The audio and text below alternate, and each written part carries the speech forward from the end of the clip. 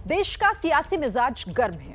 अब तक 3 चरण में 283 सीटों पर वोटिंग प्रक्रिया कंप्लीट हो चुकी है। कमोबेश हर पार्टी जीत के साथ सत्ता में पहुंचने का दावा ठोक रही है। इस बीच एक सीट चर्चा के केंद्र बिंदु में है, क्योंकि यहां पिछले 10 चुनाव से एक ही पार्टी का उम्मीदवार जीतता आ रहा है। 1984 में इंदिरा गांधी की हत्या से कांग्रेस के पक्ष में उठी सहानुभूति की लहर हो या 2014 में चली मोदी नाम की हवा, कोई भी इस दुर्ग को हिला नहीं पाया। और ये सीट है दक्कन, यानी दक्षिण का द्वार कहे जाने वाला हैदराबाद। और इस सीट के केंद्र में है 2 चेहरे, एक असदुद्दीन ओवैसी और कोम्पेला माधवीलता।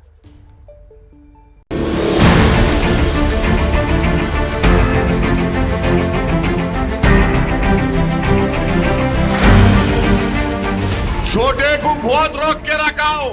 छोटे छोटे तुमको मालूम ही क्या है छोटा क्या है नहीं मालूम तुमको। तोप है वो, बोर बच्चा है, सालार का बेटा है। मैं आपको बताना चाहूंगी बड़े कि ऐसे तोप को तो हम घर के बाहर सजावट के लिए रखते हैं। किसी को डर रखने की जरूरत नहीं है, किसी की हिम्मत नहीं है हैदराबाद के एक भी व्यक्ति को हाथ लगाने। असदुद्दीन ओवैसी जी सीधा सीधा भाजपा के साथ काम कर रहे हैं। मई की तपती गर्मी में हाईटेक सिटी हैदराबाद का टेम्परेचर कुछ ज्यादा ही हाई है।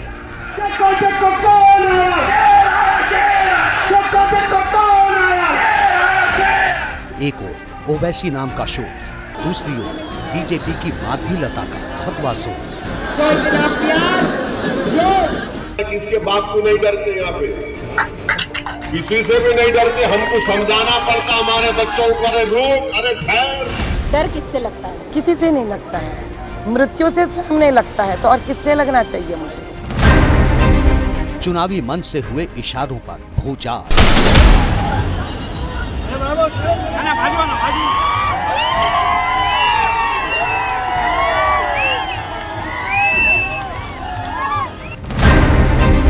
प्रचार पराक्रम पर बवाल।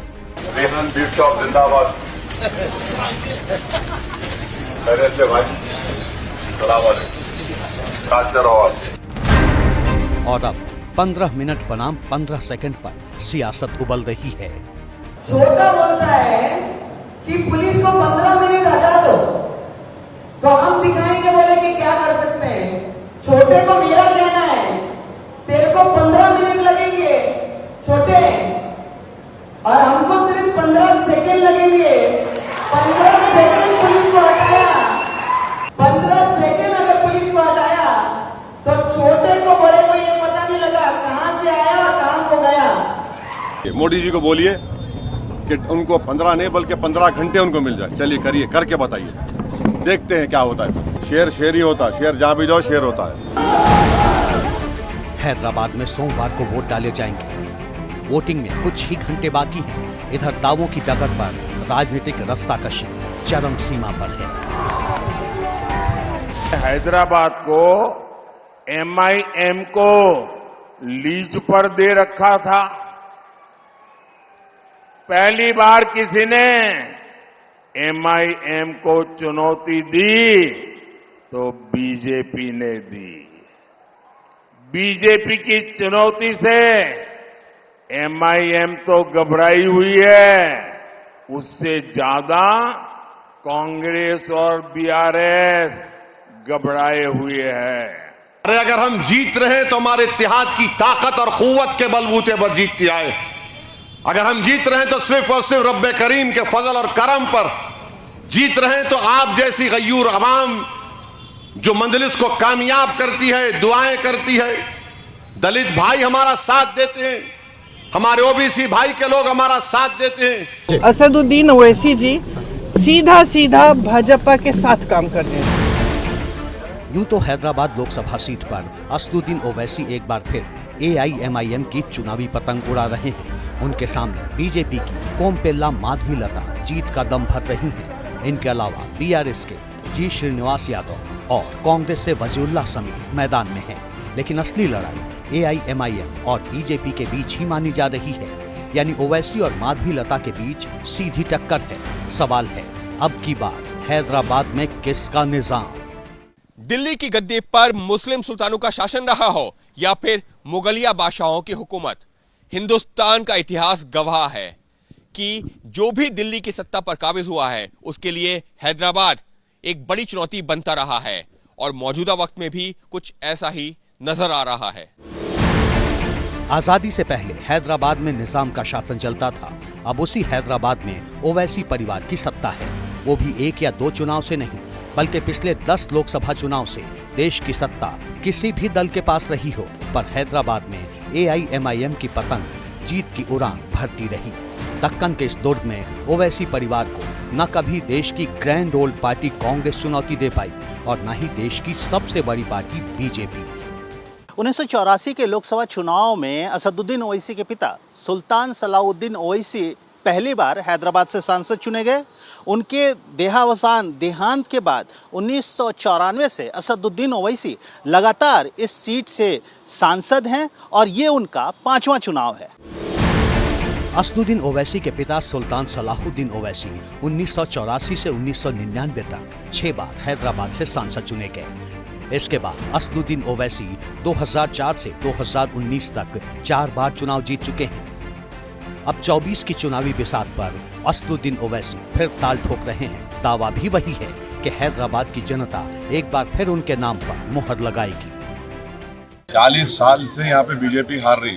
2014 में भी मोदी आए थे, मजलिस जीती। 2019 में भी आए, मोदी आए थे, मजलिस जीती। 2018 के असेंबली इलेक्शन में आए, मजलिस जीती। 2023 के असेंबली इलेक्शन में मोदी आए, हम जीते। तो ऐसा है ना, मोदी अमित शाह को जब तक नाम नहीं लिया मजलिस का, पेट में दर्द नहीं जाता। साफ लफ्जों में कहें तो लगातार 4 बार हैदराबाद से चुनाव जीत चुके असदुद्दीन ओवैसी इस बार भी अपनी जीत को लेकर मुतमईन हैं। लेकिन एक तथ्य ये भी है कि उनके लिए इस बार रास्ता उतना भी आसान नहीं है, क्योंकि पिछले 2 चुनाव यानी 2014 और 2019 के मुकाबले हैदराबाद में बीजेपी की घेराबंदी इस बार कहीं ज्यादा मजबूत है। किसी को डर रखने की जरूरत नहीं है, किसी की हिम्मत नहीं है हैदराबाद के एक भी व्यक्ति को हाथ लगाने। इस बार मुक्त मन से मतदान करिए, चाहे हिंदू हो या मुसलमान, हर एक मतदाता कमल के निशान पर बटन दबाए और हैदराबाद को मेन स्ट्रीम से जोड़ने का काम करे। 16 मार्च को चुनाव के ऐलान के बाद से ही हैदराबाद की चुनावी जमीन पर बीजेपी का चुनावी कैंपेन इसी लाइन पर आगे बढ़ता दिखा। लेकिन ज्यादा झुकाव हिंदू वोट बैंक की गोलबंदी की ओर दिखा। फिर रामनवमी पर शोभा यात्रा को लेकर सियासी टकराव हो या फिर हिंदुत्व की चाशनी में डूबे बीजेपी उम्मीदवार माधवी लता के बयान। जितने ही हिंदू परिवार रोते आए हैं लव जिहाद के बारे में, और इसके बारे में भी आज तक कोई सच बाहर नहीं निकला गया है। क्या इनको इसके बारे में किसी प्रकार का इन्वेस्टिगेशन करवाने का, बैठने का उसके ऊपर जिम्मेदारी नहीं है? अब सवाल है, क्या हिंदुत्व के रास्ते बीजेपी ओवैसी के किले को भेद पाएगी? 132 सीटों वाले दक्षिण भारत में 3 चरणों का चुनाव पूरा हो जाने के बाद हैदराबाद सियासत का पावर सेंटर बना हुआ है। हैदराबाद की सीट पर सबकी निगाहें लगी हुई हैं और ऐसा माना जा रहा है कि हैदराबाद की सीट ही दक्षिण भारत की बदलती हुई राजनीति की दिशा तय करने जा रही है।